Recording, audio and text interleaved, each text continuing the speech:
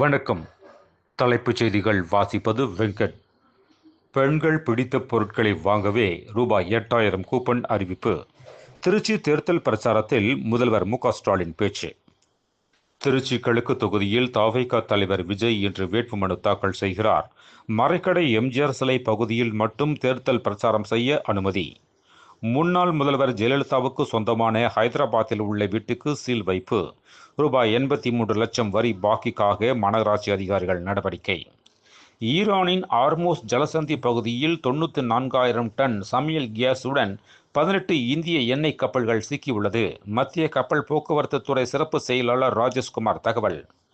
Apple, Microsoft உள்ளிட்ட நிறுவனங்களை தாக்குவோம், அமெரிக்காவுக்கு ஈரான் புரட்சிகர பாதுகாப்பு படை எச்சரிக்கை. இந்தியாவில் விமான எரிபொருள் விலை 2 மடங்கு அதிகரிப்பு. 1 கிலோ லிட்டர் ரூபாய் 2.07 லட்சத்திற்கு விற்பனை. திமுகவினர் பதுக்கி வைத்திருந்ததாக புகார் எதிரொலி. மதுரை மத்திய தொகுதியில் 210 பிளாஸ்டிக் சேர்கள் பறிமுதல்.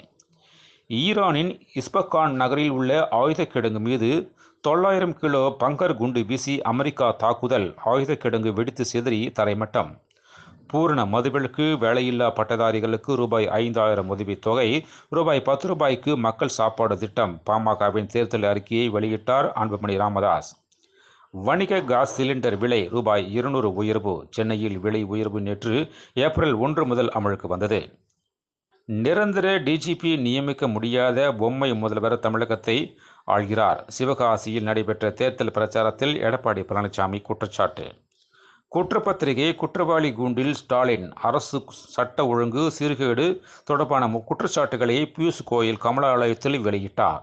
மேலும் விரிவான செய்திகளுக்கு அரசியல் ராஜ்யா மின் இதழை படியுங்கள். நன்றி, வணக்கம்.